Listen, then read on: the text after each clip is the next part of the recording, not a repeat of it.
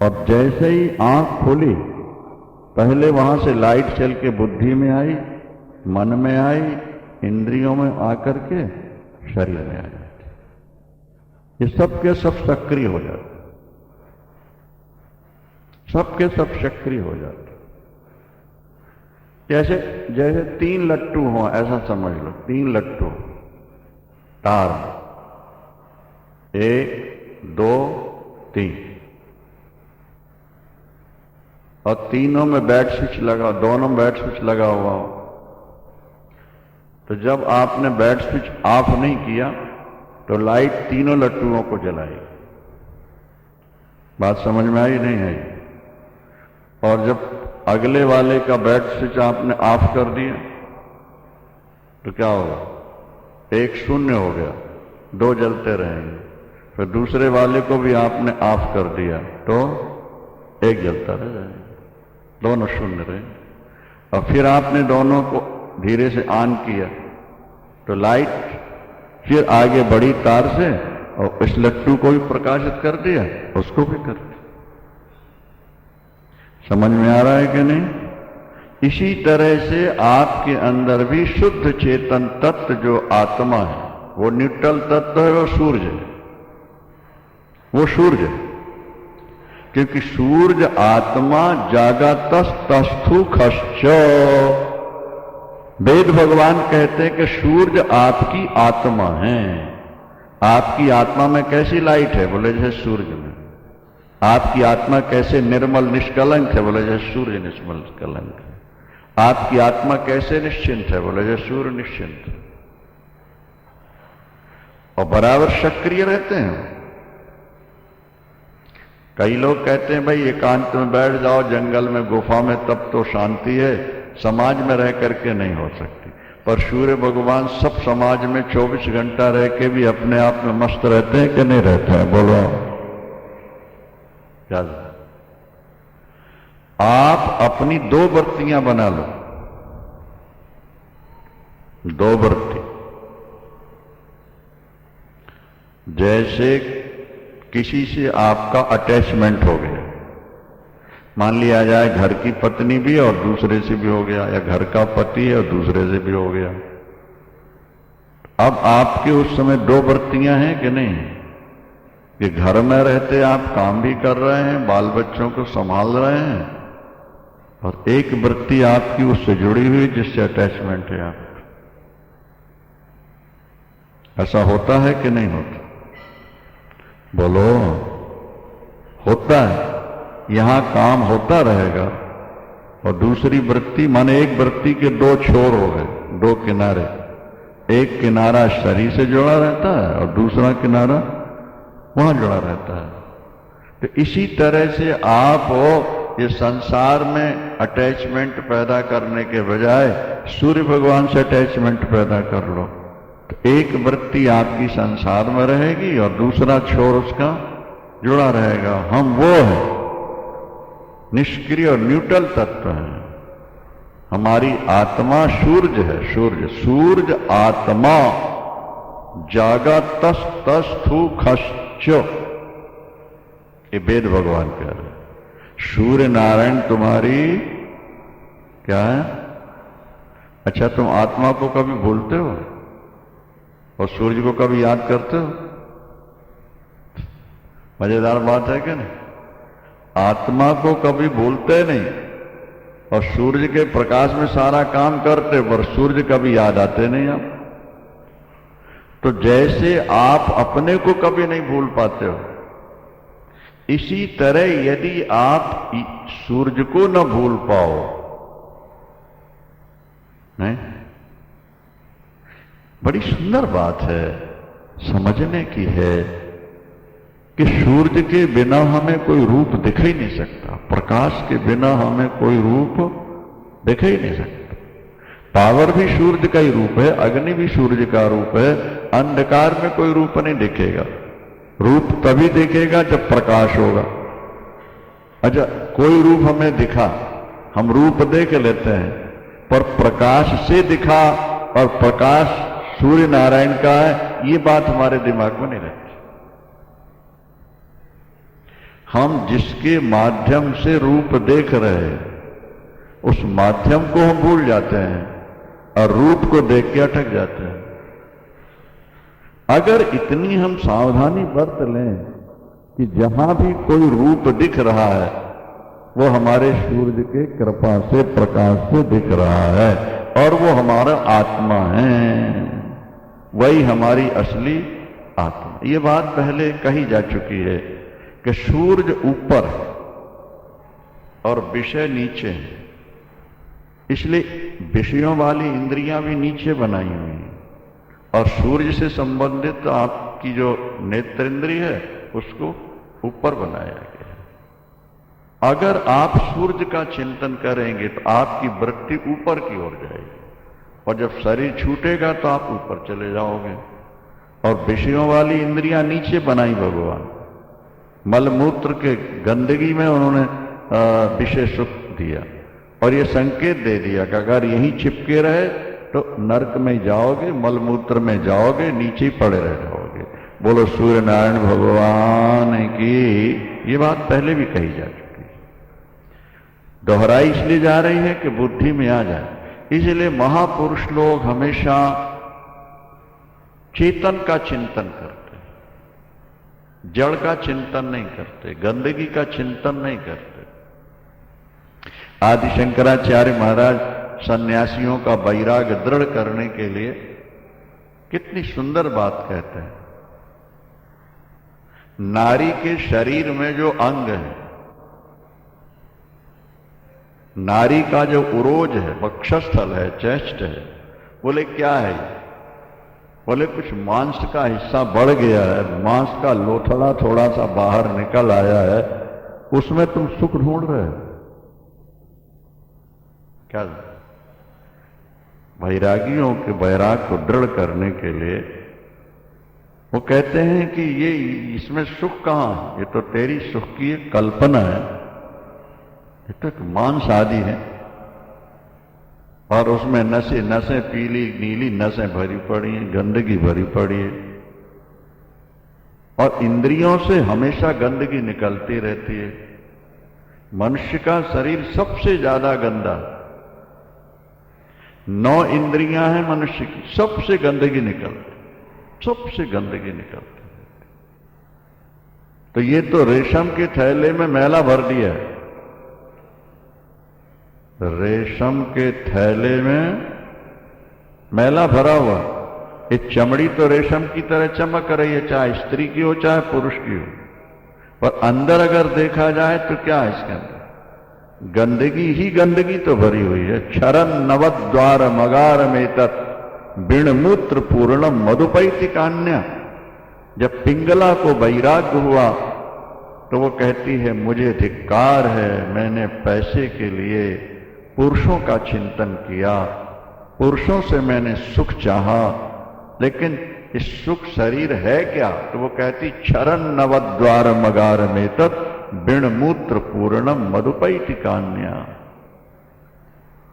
कितना गंदा शरीर होता है पुरुष का, स्त्री का। नहीं, अरे भाई आम में रस भरा है तो जब आप आम को दबाते हो तो मीठा रस निकल आता है क्योंकि अंदर मीठा है। पर स्त्री पुरुष के शरीर में क्या है? हड्डी चमड़ी लहू मांस और चर्बी से देह बनाई है और भीतर देखो तो घिन आवे, ऊपर से चिकनाई है।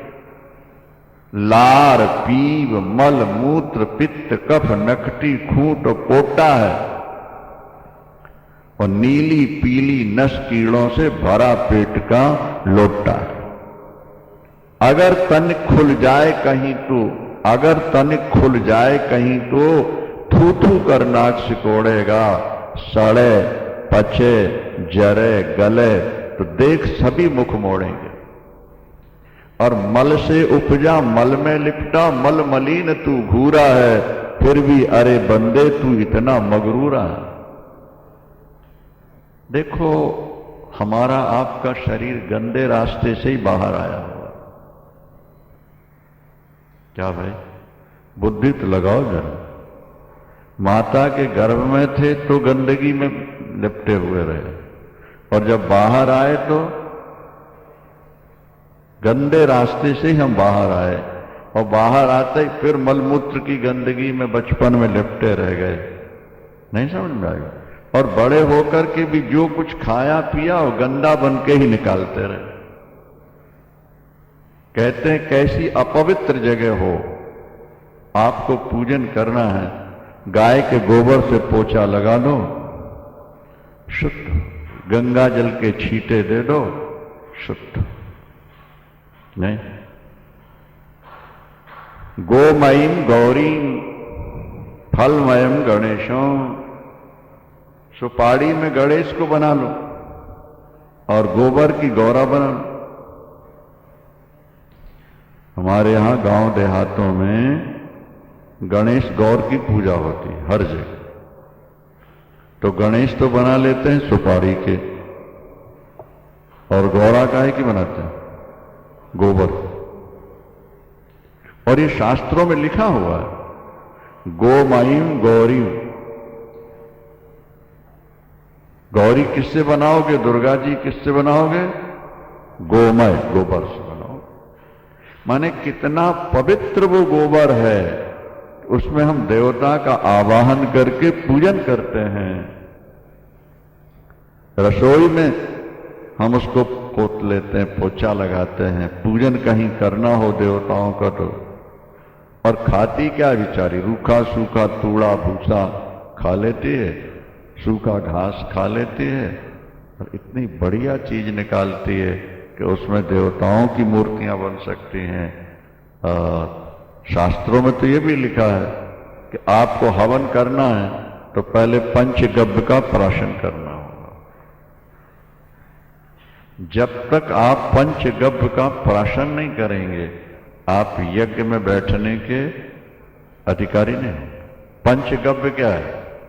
बोले गोबर, गोमूत्र, गाय का दूध, गाय का घी और कुशा का जल। ये क्या है? पंचगव्य कहलाता है। ये गाय से उत्पन्न होने वाली ये वस्तुएं हैं। गोबर भी गाय से, मूत्र भी गाय से, घी भी गाय से, दूध भी गाय से। बोले पियो तब तुम शुद्ध हो, तब तुम भजन करने के। अच्छा, और आज कहीं गए थे पार्टी में बाबूजी, और वहां तो बादाम की, पिस्ते की, काजू की तो बर्फी खाई, बादाम के लड्डू खाए, नहीं पिस्ते मिली चीजें खाई। अब इनका गोबर कैसा निकलेगा भाई? ये 1000 रुपया किलो की चीज खाएं, और धर्मशास्त्र कहते हैं कि लैट्रिन जाओ तो नहाओ तभी शुद्ध होगा। जो सूती कपड़ा एक बार लैट्रिन चला गया बिना धोए, वो पूजा के काम का नहीं रहे। ऊन तो हवा से शुद्ध हो जाएगा, रेशम तो सब हवा से शुद्ध हो सकता है, लेकिन सूती कपड़ा और शरीर लैट्रिन में गया और अशुद्ध। जरा सी गंदगी सांप के कपड़े में लग जाए, सारा कपड़ा धोना पड़ता है। तो मनुष्य कितना गंदा है, बढ़िया चीज खा के घटिया चीज निकालता है, और गाय का शरीर कितना अच्छा है कि घटिया वस्तु खाए और बढ़िया नहीं। मनुष्य का शरीर बहुत गंदा है, बहुत गंदा। इस गंदगी में सौंदर्य का अनुभव करना, बोले तो अज्ञान, अज्ञान। बोलो सूर्य नारायण भगवान की। अच्छा श्रोताओं, थोड़ा विचार करो। स्वप्न में आपके 2 शरीर होते हैं। एक शरीर तो वो है जो बिस्तर पर लेटा हुआ, हाँ, और दूसरा शरीर वो है जो खाता पीता चलता फिरता मिलता जुलता नजर आता। एक शरीर हुए कि 2 हो गए? हाँ, 2 हो गए ना। एक तो लेटा हुआ है, डेड बॉडी की तरह श्वास चल रही है।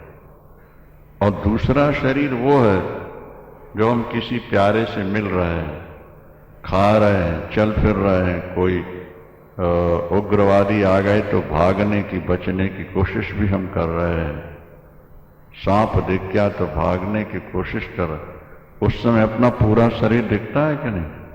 चलता फिरता नजर आ रहा है कि नहीं? खाता पीता? तो स्वप्न में एक शरीर नहीं होता है, स्वप्न में बोलो दो शरीर होते, एक जो बिस्तर में पड़ा हुआ और दूसरा जो खाता पीता चलता फिरता। जब स्वप्न में आप खाते पीते चलते फिरते अपने को देख रहे होते हो तो जो बिस्तर में पड़ा शरीर वही चलता फिरता खाता पीता है, वो तो अलग पड़ा ही हुआ जीव का था। और स्वप्न में जो चलता फिरता नजर आ रहा खाता पीता वो दूसरा है। दो शरीर हो गए। जो जागृत में एक शरीर और स्वप्न में, भाई हम ऐसे बैठे हैं तो एक शरीर है और दर्पण सामने रख लिया, क्या हुआ? दो शरीर हो गए? नहीं हुए। अब इन दोनों शरीर में असली कौन है और नकली कौन है? उत्तर होगा कि जो दर्पण में दिख रहा है वो नकली है। नहीं, जो दर्पण में दिख रहा है वो नकली है और जो देख रहा है वो असली है। ठीक है ना? तो इसी तरह से स्वप्न में दो शरीर हो गए। अब पूछा जाए कि नकली कौन और असली कौन, तो कहा जाएगा कि जो स्वप्न में हमें दिख रहा था चलते फिरते खाते पीते वो तो नकली शरीर था और जो बिस्तर में लेटा हुआ था वो असली शरीर था। ठीक है? अच्छा, स्वप्न काल में हमको बिस्तर में पड़े शरीर का ज्ञान होता है? बोलो कि हम बिस्तर पर पड़े हैं और ये स्वप्न हमें दिख रहा है, ये मिथ्या है, व्यर्थ है, ऐसा किसी को बोध हुआ? बोलते जाओ। नहीं हुआ।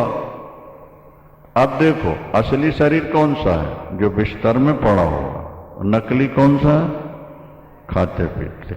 लेकिन हम नकली को असली मान बैठे हो, असली को भूल गए। और नकली पर जब कोई संकट आया तो हाय तौबा करने लगे और नकली शरीरों को नोटों के बंडल मिल गए तो वाह वाह करने लगे। ठीक है? लेकिन जैसे आंख खुली वो शरीर गया, ये असली हो गया। इसी तरह जागृत में भी हमारे दो शरीर है, हमारी दो आत्मा है। हमारी असली आत्मा तो सूर्य है। क्या?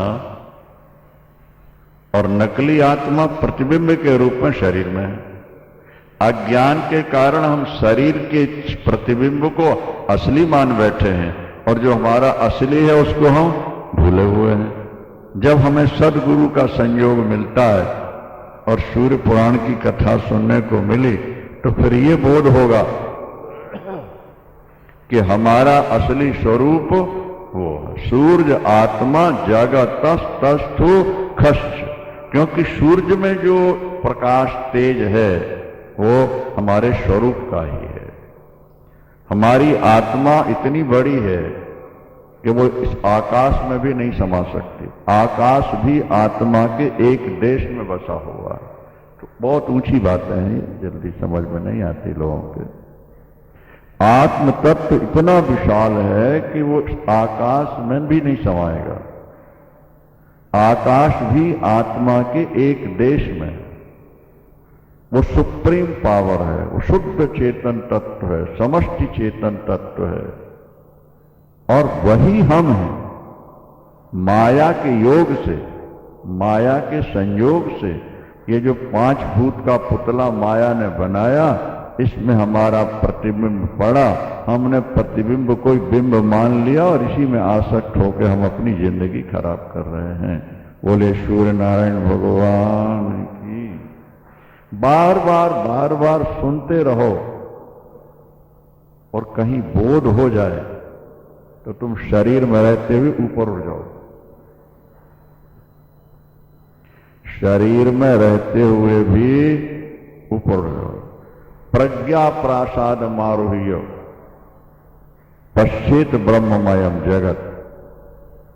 प्रज्ञा कहते हैं बुद्धि को। बुद्धि रूपी छत पर बैठ के संसार का तमाशा देखो। अरे भाई, कोई 7 मंजिल मकान है, हर की पौड़ी के पास होटल है, कुछ भी है, और आपने अंतिम मंजिल पर कमरा ले लिया, ठीक है, और कुंभ की भीड़ आ रही है और नहा रही है और धक्के मुक्के खा रही है, कोई फिसल रहा है, कोई गिर रहा है, कोई नहा रहा है, कोई कुछ कर रहा है, और तुम ऊपर बैठ करके देखने का आनंद ले रहे हो, धक्के मुक्के से बचे हुए। और कहीं भीड़ में तुम भी सम्मिलित हो गए तो क्या होगा? तुम अभी धक्के मुक्के लगेंगे, तुम भी फिसलोगे। तो विद्वान पुरुष क्या होते हैं? बोले प्रज्ञा रूपी बुद्धि पर, प्रज्ञा रूपी छत पर बैठ जाते हैं। अब फिर वो संसार का तमाशा देखते रहते हैं। अच्छा जी, अच्छा। लोग कहते हैं गुरुजी आप ध्यान नहीं देते, वो उसकी निंदा कर देता है, वो उसकी कर देता है, वहां की गड़बड़ी। हमने कहा भैया ये सब तुम्हारा अपना काम, क्या ये हमारा काम नहीं। इतने बड़े बड़े आश्रम बने, 5-7 करोड़ रुपया लाके लगाया गया। हमने आज तक ऑफिस में बैठ के कभी रजिस्टर देखा है? किसी से पूछा है? बोलो कितना खर्च हो रहा है, कितनी आमदनी, क्या है? कार्यकर्ता कर रहे हैं, करने दो। अगर थोड़ा बहुत नुकसान भी हो रहा है, अपना क्या नुकसान हो रहा है? अपन आए थे तो क्या लेके आए थे? इस संसार में जब अपन आए तो क्या लेके आए, और जाएंगे तो क्या लेके जाएंगे? जो मिला यहीं मिला, और जो यहां मिला वो यहीं रह जाना है। अपन अकेले ही आए थे और अपने को अकेले ही जाना है। अपनी मस्ती में मस्त रहो, संसार के काम होने दो, उससे कोई फर्क नहीं पड़ता। बोलो सूर्य नारायण भगवान की। एक एक पैसे का हिसाब रखेंगे, एक एक रुपए का ध्यान देंगे तो अपने स्वरूप से गिर जाएंगे। अपने स्वरूप से हम गिर जाएंगे। आप धीरे धीरे संसार से, समाज से न्यूट्रल होने की आदत बनाओ। हो रहा ठीक हो रहा, चल रहा, कोई बात। अभी सिंगला जी जरा बड़े भावुक हैं, बहुत सेवा कर रहे हैं अपने आश्रम की। हमने कहा इतने सारे आपके काम चल रहे हैं और आप यहां 7-7 दिन बैठ करके कथा सुनते रहते हो, 250-300 वर्कर है, नुकसान नहीं होता हो? बोले गुरु जी होता होगा जरूर, क्या जाना। लेकिन अगर होने में हम ध्यान देने लगेंगे तो ये सब छूट जाएगा। कुछ ना कुछ प्रॉफिट हो रहा है कि ठीक है, चल रहा, चलने। बारीकी से एक एक चीज को हम देखने लगेंगे तो 250 आदमी हैं और 5-5, 7-7 जगह ठेके चल रहे हैं। नहीं आ रही बात। कितनी बोरी सीमेंट आई, कितना सरिया आया, कितनी रोड़ी आई, कितनी बजरी आई, तो बोले फिर तो हो गया हमारा, चल रहा है, ठीक है। अपना समय निकाल के थोड़ा भजन पूजन करना है। देखो कितनी समझदारी की बात है। हम भी समझ रहे हैं कि नुकसान हो रहा है, नहीं समझ आ रही बात। लोग कहां क्या गड़बड़ियां करते हैं हम बारीकी से बता सकते हैं, क्या समझेगा। लेकिन ध्यान इसलिए नहीं देते कि अपना चिंतन छूट जाएगा, अपना भजन छूटेगा। चल रहा है, बहुत बढ़िया है, और जगह से अच्छा चल रहा है, ठीक है, ठीक है, ठीक। जोर से बोलो वृंदावन। प्रज्ञा, प्रज्ञा माने निर्मल बुद्धि, वो है छत। प्रज्ञा प्रासाद मारुह्य, क्या? प्रज्ञा रूपी छत पर बैठ गए। और अपने स्वरूप का चिंतन, अपने इष्ट का चिंतन करते रहो। काम हो रहा है, हाँ हाँ करते रहो, चलते रहो। कोई बिगड़ जाए तो मुस्कुरा के जवाब दे दो, कभी किसी पर बिगड़ भी पड़ो तो अंदर से अपने को शांत रखना, बाहर से थोड़ा डांट दिया, कोई फर्क नहीं पड़ता। बस ऊपर से कुछ भी कह दो लेकिन अंदर शांत। समुद्र में जाके देखो, ऊपर तरंगे ही तरंगे होती, अंदर शांत।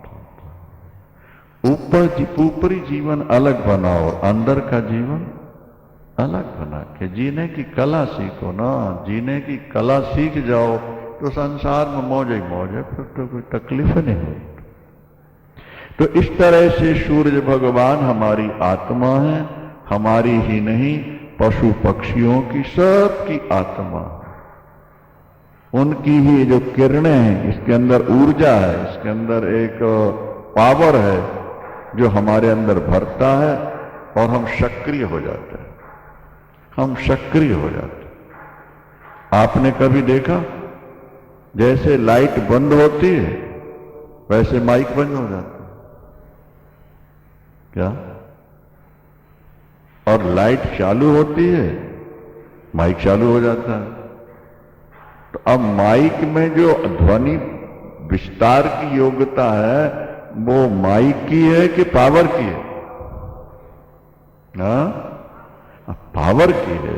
पावर नहीं है तो अकेला यंत्र क्या करेगा? तो सूर्य भगवान अगर हमको पावर न दें, क्या समझे, हम कर क्या सकते? अच्छा, एक प्रत्यक्ष उदाहरण आपको देते हैं। आपके मंदिर में एक यंत्र रखा हुआ है जो आरती के समय बजता है, क्या? और कितने ताल और लय के साथ बजता है, नहीं? वो स्वयं बज रहा है कि कोई बजा रहा है? बोलो। पावर उसके अंदर जब आता है तो अपने आप बजने लगता है, और पावर डिस्कनेक्ट हुआ शून्य हो जाता है। तो हम और आप भी तो उसी तरह के हैं। जब ऊपर से पावर आ जाता है तो हम अपना काम करने लगते हैं, जब डिस्कनेक्ट होने लगता है तो मुर्दे की तरह में पड़े रहते हैं। इस बात को बुद्धि में बैठाने की कोशिश करनी चाहिए। विषय करन सुर जीव समेता, और सकल एक ते एक सचेता, कि सब कर परम प्रकाशक जोई, तो राम अनाधि अवधपति सोई। सूर्योपासना जरूर करो मेरे बाबू, मेरे साधको। सूर्य भगवान के 12 नाम, 21 नाम, 108 नाम, सहस्त्र नाम, अधिकारानुसार सूर्योपनिषद का पाठ, चक्षुषोपनिषद का पाठ, बहुत सारे सूर्य के स्तोत्र हैं। और अनादिकाल से सूर्य भगवान की पूजा होती आई है। ब्राह्मणों के लिए तो खास आदेश है कि तुमको संध्या करनी चाहिए, तुमको सूर्यार्घ देना चाहिए। संध्या करने से तुम्हारा तेज बढ़ता है। और संध्या में एक मंत्र आता है, प्रातःकाल बोला जाता है, यधना यद रात्रौ पाप। हे परमात्मा, हमने जो रात में पाप किए हों, मन से, वाणी से, शरीर से, इंद्रियों से, वो सूर्य की ज्योति में जाके जल जाए, खत्म हो जाए, हमारा शरीर निष्पाप हो। सायंकाल की संध्या में बोला जाता है कि जो दिन में हमारे शरीर से पाप हुए वो अग्नि का भस्म कर देती है। अब प्रातः काल से लेकर सायंकाल तक के किए हुए पाप सायंकाल की संध्या में भस्म हो जाते हैं। इसलिए अहर हर संध्या मुखवासी। तो वेदों ने कहा कि प्रतिदिन संध्या करनी ही चाहिए। संध्या के बिना हम पानी नहीं पिएंगे, या संध्या के बिना भोजन नहीं करेंगे, इस प्रकार का नियम लेकर के अगर आप जियोगे, आपका ब्रह्म तेज बढ़ेगा, आपके जीवन में एक नई रोशनी आएगी, आपका जीवन महान बन जाएगा। सूर्य नारायण भगवान की। राधा जी ने सूर्य नारायण की पूजा करके कृष्ण का दर्शन पाया है, और वृषभानु जी ने सूर्य नारायण की उपासना करके राधा जैसी पुत्री प्राप्त की है। राधा रानी की मां का नाम क्या है? बोलो। सुकीर्ति। और पिता का नाम क्या है? नहीं मालूम। वृषभानु।